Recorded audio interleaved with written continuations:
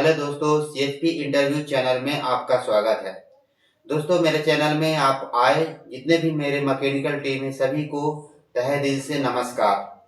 दोस्तों, आज मैं उन सभी लोगों के लिए वीडियो बना रहा हूं जो अभी जॉब कर रहे हैं, जो 1-2 साल से जॉब कर रहे हैं। वो अभी जिस कंपनी में जॉब कर रहे हैं वो दूसरे कंपनी में जाना चाहते हैं। उनके लिए भी ये वीडियो बना रहा हूँ। और जो बंदे अभी जॉब सर्च कर लिए हैं, अभी वो इंटरव्यू की तैयारी कर रहे हैं, उनके लिए बना रहा हूँ। और जो बंदा अभी जॉब सर्च कर रहे हैं, ये सारे व्यक्तियों के लिए, चाहे वो इंजीनियर, डेस्क इंजीनियर हो या फिटर हो या रिगर हो या कन्वेयर ऑपरेटर हो, वो सभी बंदों के लिए मैं ये वीडियो बनाया हूँ जो बहुत ही इम्पोर्टेंट फुल होने वाला है। और हाँ दोस्तों, ये वीडियो आप स्किप मत कीजिएगा, ये वीडियो लास्ट तक देखिए, लास्ट में बहुत ही इम्पोर्टेंट फुल होने वाला है। क्योंकि इस वीडियो में लास्ट में मैं जो बंदे अभी जॉब सर्च कर रहे हैं, जिनको अभी नया जॉब करना है, या फिर जो अभी जिस कंपनी में जॉब कर रहे हैं उनको उस कंपनी से दूसरे कंपनी पे जाना है, वो सारे मैं contact number and email ID number मैं लास्ट में दूंगा। तो दोस्तों, ये वीडियो बहुत ही इम्पोर्टेंट फुल होने वाला है, आप लोग ध्यान से आप समझिएगा, ठीक है। अगर अभी तक मेरे चैनल को लाइक एंड सब्सक्राइब ना किए होंगे तो एक बार जरूर कीजिएगा, जिससे क्या है कि मेरा वीडियो आप तक फर्स्ट में पहुंचेगा। दोस्तों, हमारा आपका फर्स्ट क्वेश्चन आता है।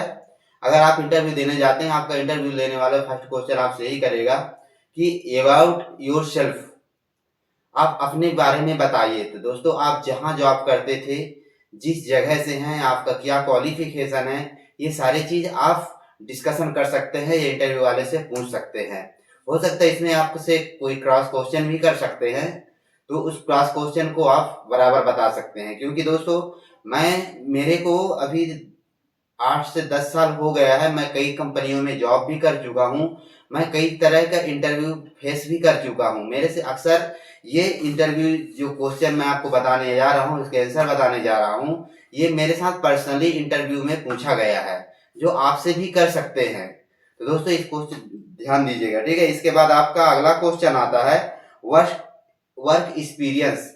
आपका वर्क एक्सपीरियंस के विषय मतलब ये पूछेगा कि आप जिस जगह, जिस सेक्टर में आप जॉब कर रहे थे, उस सेक्टर में आपका एक्सपीरियंस क्या है, कितने साल से आप जॉब कर रहे हैं। या फिर हो सकता है उस सेक्टर के विषय में आपसे कुछ इक्विपमेंट के विषय में भी पूछ सकते हैं, ठीक है। तो आप जिस जगह से, अगर जो बंदे अभी 1-2 साल से जॉब कर रहे हैं वो अगला सेक्टर में जाना चाहते हैं, तो अपने जिस जगह पे जॉब कर रहे हैं उस सारे एरिया को, ये जितने भी सिस्टम है, क्योंकि थोड़ा बहुत डिफरेंट होता है, सीएचपी या एमएचएस या फिर हर सेक्टरों का थोड़ा बहुत डिफरेंट होता है, ज्यादा नहीं होता है। तो आप जहां भी जॉब कर रहे थे उसके विषय में जरूर पूछिए, क्योंकि जो इंटरव्यू लेने वाले जो होते हैं, तो उनको हर एरिया, हर लोकेशन के विषय में नॉलेज होता है। इसके बाद आता है दोस्तों, आपका अगला क्वेश्चन आता है कि अगर कोई डेस्क इंजीनियर है, वो डेस्क इंजीनियर अगर दूसरे जगह जा रहा है, तो उसको आप जिस जगह पे थे, आप उस जगह पे क्या पीएलसी था या डीसीएस था, तो ये चीज का आपको नॉलेज होना चाहिए। क्योंकि आपसे ये क्वेश्चन भी कर सकते हैं, क्या आप जहाँ थे तो पीएलसी था या डीसीएस था। या फिर अगला क्वेश्चन ये भी कर सकता है आपसे, क्रॉस क्वेश्चन आप बताएंगे सर मैं पीएलसी में था या डीसीएस से था। तो ये अगला क्वेश्चन आपसे ये भी कर सकते हैं कि आप अगर पीएलसी में हैं तो डीसीएस के क्या काम है, हमारे यहाँ तो डीसीएस चलता है। तो आपको उसके विषय में थोड़ा बहुत नॉलेज अपने साइड से या फिर जहाँ भी आप ले सकते हैं। अगर इसके विषय में जानकारी फुल चाहिएगा तो मेरे डिस्क्रिप्शन बॉक्स में लिंक है, इसमें आप जाके और खोल के आप देख सकते हैं मेरे वीडियो को। इसके बाद अगला क्वेश्चन आता है दोस्तों, क्वेश्चन जो इंटरव्यू लेने वाले हैं आपसे अगला क्वेश्चन ये भी कर सकते हैं कि आप जिस जगह पे जॉब करते थे उस जगह की बेल्ट की कैपेसिटी क्या है, या बेल्ट का जो थिकनेस था वो क्या है। तो आप ये क्वेश्चन कर सकते हैं कि सर हर एरिया पे सभी का जो बेल्ट का जो लोडिंग होता है, ये बेल्ट का जो कैपेसिटी होता है एक बराबर नहीं होता है। क्योंकि एक ही पावर प्लांट में हो सकता है कि कहीं 1600 का बेल्ट लगा हो सकता है 1400 का भी बेल्ट लगा हो सकता है कि 1000 का भी लगा हो सकता है 2000 का भी लगा हो। और एक नॉर्मली नॉर्मली आपको भी पता होगा, जो बंदे जॉब किए होंगे उनको भी पता होगा, जो अभी जॉब नहीं कर रहे हैं उनके लिए मैं बता रहा हूँ कि अगर आपका 1600 का बेल्ट है तो आप बराबर 1200, 1400 या 1000 की टीपीएच में एक नॉर्मली चलाते हैं। अगर उसको फुल लोड चलाना है तो बराबर 1400 के लोड में भी चला सकता है। तो आप बता सकते हैं सर वो बेल्ट के ऊपर डिपेंड करता है या हमारा जो पीएलसी इंजीनियर है उनको कितना टीपीएच कितना मटेरियल चाहिए उसके ऊपर डिपेंड करता है। ठीक है, ये चीज हो गया है। अगला क्वेश्चन आपसे ये भी कर सकते हैं कि आपकी बेल्ट का स्पीड क्या है। तो हर जगह बेल्ट की स्पीड अलग अलग होता है। हो सकता है कि आप जहां जिस जगह पे जॉब कर रहे हैं तो 2.5 प्रति सेकंड मीटर पे हो, या फिर सबसे लास्ट होता है 3.5 प्रति सेकंड मीटर की रफ्तार से होती है, बट इससे रफ्तार नहीं होता है। हो सकता है 2 पॉइंट भी होता है, 2.8 भी होता है। वो अपने ऊपर से हर जगह सेट किया जाता है। इसके बाद आपसे अगला क्वेश्चन ये भी कर सकते हैं कि अगर आप कन्वेयर जॉब आपसे ये भी कर सकते हैं, क्योंकि मैं जितने क्वेश्चन का आपसे जवाब दे रहा हूँ, ये क्वेश्चन आपसे कर रहा हूँ, मैं ये नहीं कहता हूँ आपसे ये सारे क्वेश्चन आपसे करेगा, लेकिन इनमें से कोई भी क्वेश्चन कर सकता है। इसलिए दोस्तों मैं इसके विषय में बता रहा हूँ, प्लस इसके विषय में आपको मैं डिफाइन भी कर रहा हूँ। हो सकता है अगला क्वेश्चन ये है दोस्तों, कन्वेयर सेफ्टी डिवाइस क्या है। तो आप बता सकते हैं कि सर कन्वेयर, या फिर आपसे ये भी कर सकते हैं कि आप कन्वेयर तो जानते होंगे, तो बताएंगे हाँ सर कन्वेयर, तो ये भी पूछ सकते हैं कि कन्वेयर में कौन कौन सा सेफ्टी डिवाइस है, ये कितने प्रकार का। ये हो सकता है आपसे इसमें से कोई 20 का जो होते हैं, क्योंकि ये कन्वेयर सेफ्टी डिवाइस 5-6 प्रकार का होता है, इसमें से किसी का भी पूछ सकते हैं, क्योंकि एमएचएस में अलग होता है और होता सेम ही है, लेकिन एमएचएस में कुछ कम है। जैसे एलएचएस हो गया, एलएचएस ये अपना एमएचएस में एरिया में नहीं लगाया जाता है। अब जो बंदा सीएचपी में जॉब कर रहा है उसको तो पता है कि एलएचएस क्या है, लेकिन एमएचएस में जो बंदा जॉब कर रहा है, मटेरियल हैंडलिंग प्लांट जिसको बोला जाता है, वहां पास उसको तो मैं एमएचएस एलएचएस के पता नहीं है, तो सीधे बात बता सकता है सर मैं एमएचएस से हूँ, मेरे यहाँ एलएचएस नहीं लगा हुआ है। तो हो सकता है आपसे अगला क्वेश्चन भी कर सकते हैं कि चलो ठीक है बताइए जेडेसिस का क्या काम है, जेडेसिस कहाँ लगाया जाता है, ये इसका फुल फॉर्म बताइए।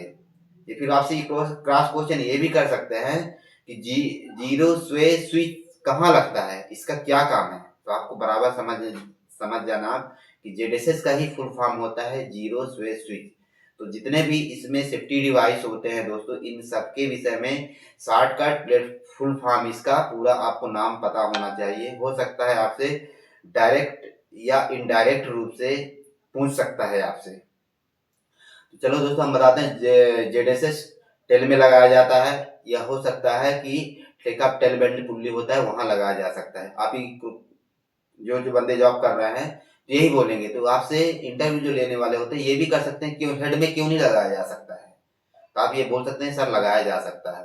फिर आप क्यों बोल रहे हैं कि टेल या हेडबैंड पुल्ली लगाया जाता है, तो आप ये क्रॉस क्वेश्चन कर सकते हैं कि सर अक्सर क्या होता है कि जो वहाँ का जो ऑपरेट करने वाला जो इंजीनियर होता है या ऑपरेटर होता है, वो अक्सर अपना सिस्टम राउंड करके आता है, वो हेड पे जो पूरे इक्विपमेंट लगे थे इतने सारे, तो वो अक्सर हेड में ही रहता है। अगर अपना टेल में जो अगला बिल्ड का जो डिस्चार्ज मटेरियल होता है और जिस बिल्ड जो रनिंग है अपना जहां हम जॉब कर रहे हैं उसका जो रिसीविंग होता है, हो सकता है उसका कपिंग बार से डैमेज हो जाए, वहां मटेरियल डिस्प्लेज होना स्टार्ट हो जाए और मटेरियल बहुत सारा ढेर हो जाए, जिससे क्या है कि बेल्ट को डैमेज होने से वो बचाता है। बेल्ट जैसे ही अगर मटेरियल जाम होगा, बेल्ट जैसे जीरो होगा, थोड़ा स्पीड कम होगा, वैसे ही बेल्ट रुक जाएगा, क्योंकि उसका काम ही है बेल्ट का जैसे काम है जीरो स्वे स्विच।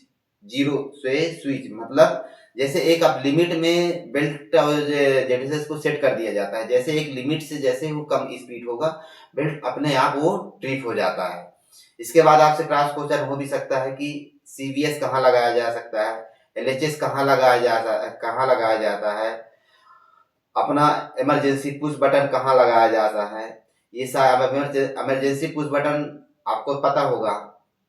चलो एक नॉर्मली बोल दे सर, फिर ये आपके जो पीएलसी वाले होंगे वो आपसे क्रॉस क्वेश्चन कर सकते हैं, सॉरी आपसे जो पीएलसी ऑपरेटर होगा वो आपको यही बोलेगा कि आप ड्राइव हेल्दी कर दो, तो आपको ये पता है कि ड्राइव या इमरजेंसी बोल देंगे, ठीक है, तो आप तो हेल्दी कर दोगे। लेकिन हो सकता है कि आपको इंटरव्यू लेने वाला जो होगा, क्योंकि ये भी ध्यान रहे कि आप 2 साल के एक्सपीरियंस बंदे हैं, तो आपसे तो पूछेगा 2 साल में आपने क्या किया है, और ये बिल्कुल ये फर्स्ट चीज होता है ड्राइव और इमरजेंसी पुश बटन। हो सकता है आपसे पूछ दिया जाए कि ईपीवी कहाँ लगता है, तो दोस्तों आपको हड़बड़ाने की जरूरत नहीं है, इमरजेंसी का ही फुल फॉर्म होता है ईपीवी, इमरजेंसी पुश बटन इसको बोला जाता है। तो आप बता सकते हैं कि ये हेड में लगाया जाता है। इसके बाद दोस्तों दूसरा आपसे ये भी क्वेश्चन कर सकता है कि फ्लैप गेट कहाँ लगाया जाता है। यह हो सकता है कि जो एमएचएस का बंदा होगा उससे ये भी क्वेश्चन कर सकते हैं कि एमएचएस में अक्सर diverter gate plus flap gate दोनों लगाया जाता है। और ये भी क्वेश्चन कर सकते हैं कि फ्लैप गेट क्यों लगाया जाता है, कहाँ लगाया जाता है, ये डाइवर्टर गेट क्यों लगाया जाता है। या फिर हो सकता है ये भी कहा जा सकता है कि जहाँ डाइवर्टर गेट है वहाँ फ्लैप गेट क्यों नहीं लगा सकते हैं। तो आप बता सकते हैं कि सर फ्लैप गेट वहाँ लगाया जाता है जैसे अगला वेल्ड का जो मटेरियल है, नीचे जो अपना दो रूट होते हैं उसमें एक रूट से दूसरे रूट में ट्रांसफर करने के लिए डाइवर्टर गेट लगाया जाता है। उसी तरह से डाइवर्टर गेट में भी लगाया जाता है, उसी तरह से फ्लैप गेट में भी। हो सकता है आपका थोड़ी देर के एग्जाम्पल के लिए आपका 4A और 3A रूट आपका चल रहा है। अगर 3A रूट में हमारा कोई प्रॉब्लम आ गया है, अगर हमको उसको 3B रूट में लेना है तो वही फ्लैप गेट के जरिए ही हम ट्रांसफर कर सकते हैं। और डाइवर्टर गेट में क्या होता है, डाइवर्टर गेट में रनिंग कंडीशन में ही एक बेल्ट से दूसरे बेल्ट में हम मटेरियल को ट्रांसफर कर सकते हैं, लेकिन फ्लैप गेट में ऐसा नहीं होता। फ्लैप गेट में जब तक आप रूट सिस्टम को स्टॉप नहीं करेंगे तब तक आप फ्लैप गेट चेंज नहीं कर सकते हैं, इसलिए फ्लैप गेट को लगाया जाता है। इसके बाद आपका अगला क्वेश्चन ये भी कर सकते हैं कि अगर आप सीएचपी में जॉब कर रहे हैं, एमएचएस में भी होता है लेकिन उसका अलग अलग एरिया बना दिया जाता है, लेकिन अगर आपसे ये पूछा जा सकता है कि आरजी कहाँ लगाया जा सकता है, ये तो शॉर्टकट हो गया आरजी। या फिर आपको ये पता हो कि प्रेशर आपको पता हो, ये हो सकता है कि रिंग जनरेटर बोला जाता हो।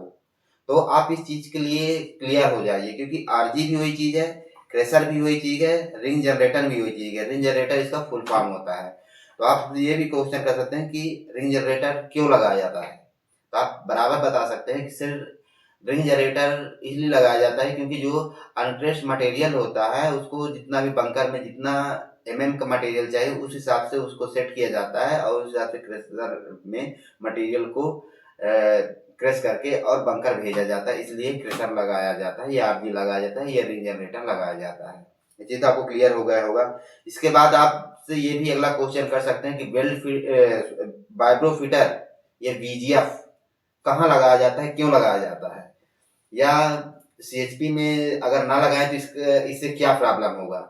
तो आप ये चीज बराबर बता सकते हैं सर बीजीएफ का बहुत महत्व होता है, क्योंकि अगर हम बीजीएफ नहीं लगाएंगे डायरेक्ट, अगर क्रेशर मशीन जो होगा जो आरजी फ्लोर होगा आरजी मशीन में होगा, अगर डायरेक्ट पूरे मटेरियल को अगर उस पर हम डिस्चार्ज करते हैं तो जाम होने का बहुत ज़्यादा चांस रहता है, प्लस डैमेज होने का भी बहुत ज़्यादा चांस रहता है, क्योंकि उसमें क्रेश प्लस अनक्रेश मटेरियल दोनों आता है। तो बीजीएफ से क्या होता है कि वाइब्रेट के द्वारा उसमें जो जाली अपना लगा होता है उस जाली से जो छोटा छोटा जो 20 mm का होता है या 80 mm का जो मटेरियल होता है वहां से छनकर और वो डायरेक्ट बेल्ट फीडर में चला जाता है, और जो अपना अनक्रेश मटेरियल होता है वो डायरेक्ट अपना आरजी फ्लोर में जाता है, आरजी में जाता है, जिससे क्या है वो क्रेश करके वो अपना बेल्ट फीडर से अगला बेल्ट में वो ट्रांसफर कर देता है, इसलिए बीजीएफ लगाया जाता है।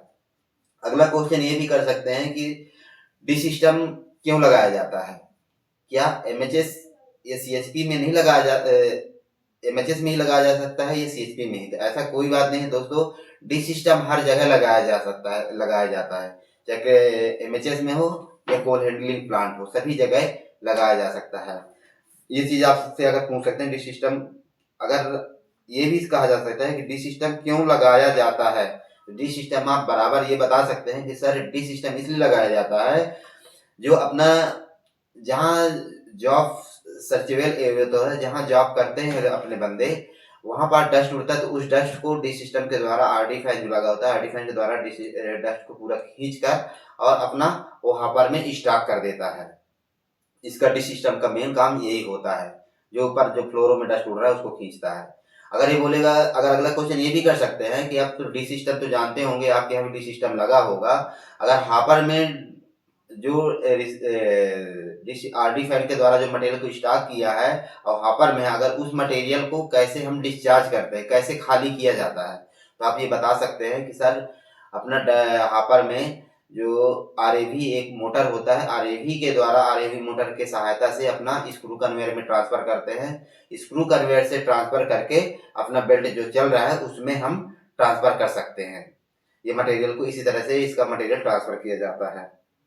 इसके बाद ये बता सकता है कि डिश सिस्टम में आरडी फैन के द्वारा जो डस्ट स्टॉक करता है उस डस्ट को कैसे बेल्ट में डिस्चार्ज करते हैं।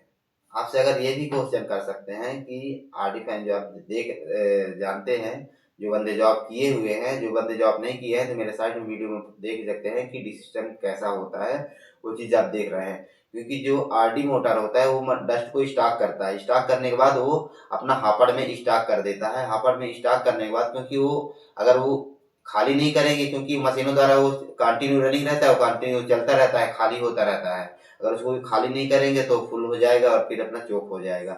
इसलिए मटेरियल अगर स्टॉक है तो उसको कैसे खाली करते हैं, तो आप बता सकते हैं स्क्रू कन्वेयर के द्वारा मटेरियल को डिस्चार्ज किया जाता है। इसके बाद अपना आता है दोस्तों अगला क्वेश्चन, अगर बोला जाता है कन्वेयर में आइडलर का क्या रोल होता है, या फिर आपसे ये भी क्रॉस क्वेश्चन कर सकते हैं कि आइडलर कितने प्रकार का होता है। हर आइडलर का अलग अलग रोल भी आपसे पूछ सकते हैं। तो दोस्तों आप ये चीज बता सकते हैं कि सर आइडलर कन्वेयर में बहुत बड़ा रोल होता है। ये कन्वेयर बेल्ट आइडलर की सहायता से ही चलाया जा सकता है। अगर आइडलर ना हो तो बेल्ट अपना हम नहीं चला सकते हैं, क्योंकि उसी पे लोड होकर बेल्ट चलता है। और अगर आपसे ये क्वेश्चन भी कर सकते हैं कि आइडलर कितने प्रकार के होते हैं, तो आप ये बता सकते हैं कि आइडलर 5 प्रकार का होता है। अगर पूछते हैं कौन कौन, तो आप बता सकते हैं कि carrying idler, return idler, self adjusting idler, self carrying idler plus guide roller. अब इनका क्या काम है, तो ये सारे चीज का ये इसके बारे में मैं वीडियो एक अलग से ही पूरा डिटेल बनाया हूँ दोस्तों। मैं मेरे इस वीडियो के लिंक है, इसमें आप जाके आप देख सकते हैं। इसके बाद दोस्तों अपना आता है अगला क्वेश्चन, पैडल फीडर के क्या काम है, पैडल फीडर कहाँ लगाया जाता है, क्यों लगाया जाता है। तो आप ये चीज बता सकते हैं कि पैडल फीडर सर वहां लगाया जाता है जहाँ ट्रैक हाफड़ होता है। ट्रैक हाफड़ मतलब ट्रैक मतलब समझते हैं, जो एक लाइन होता है वहाँ ट्रैक हाफड़, हाफड़ मतलब जहाँ मटेरियल स्टॉक होता है। तो ट्रैक हाफड़ जो अपना बीओबी आयरन होता है, आप देखे होंगे ट्रेन का जो डिब्बा होता है 2 तरह का होता है, एक बॉक्सन होता है, एक बीओबी आयरन होता है। बॉक्सन होता है वो अपना टिपलर में खाली होता है, और जो बीओबी आयरन होता है वो हापर में खाली होता है, जो ऐसे चुकी टाइप का होता है, जो ऊपर चौड़ा होता है और नीचे सकला होता है। उसी को अपना बीओबी आयरन बोलते हैं। वो हापड़ में जाते हैं, वहाँ अलग जहाँ भी रैक लगता है वहाँ जाली रहता है, वहां से उसको प्रेशर के द्वारा बीओबी आयरन का ढक्कन खोल दिया जाता है, पूरा मटेरियल वो हापर में स्टॉक हो जाता है। फिर नीचे अपना पैडल फीटर लगा होता है। पैडल फीटर क्या होता है, वो प्लाऊ के द्वारा मटेरियल को रनिंग नीचे डाउन करता है, डिस्चार्ज करता है बेल्ट में। फिर बेल्ट के द्वारा अपना बैंकर में जिस जगह भी ले जाना चाहते हैं तो मटेरियल को ट्रांसफर किया जाता है, इसीलिए पैडल फीडर लगाया जाता है।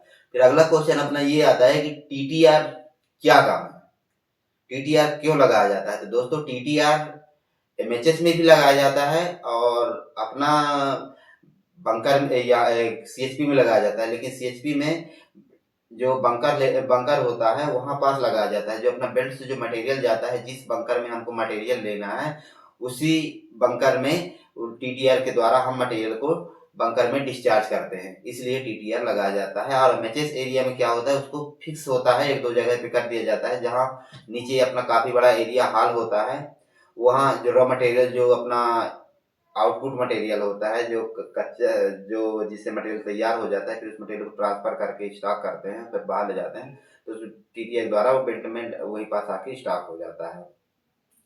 दोस्तों आपको जो मैं फर्स्ट में बोला था कि अगर आप जो नए बंदे हो या फिर जो बंदे अभी 1-2 साल से जॉब कर रहे हैं, वो बंदे जॉब के लिए सर्च कर रहे हैं या उनको जॉब चाहिए, तो मेरे जो नीचे पट्टी चल रहा है उस नंबर पे आप कांटेक्ट करके आप जो भी हो, कन्वेयर ऑपरेटर हो, इंजीनियर हो, या फिर डस्क इंजीनियर हो, या फिर फिटर हो, हेल्पर हो, कोई भी बंदा हो, ये सब कोई इसी नंबर से कांटेक्ट करके आप नया जॉब के लिए सर्च कर सकते हैं। और दोस्तों इसी तरह से मेरे इस वीडियो में बने रहिए, आपको एक नए नए वीडियो और नए नए जॉब के लिए मैं आपको बताऊंगा। आप जरूर इस वीडियो को मेरा देखिएगा। ओके, धन्यवाद दोस्तों। अगर मेरे चैनल को अभी तक लाइक एंड सब्सक्राइब न किए होंगे तो एक बार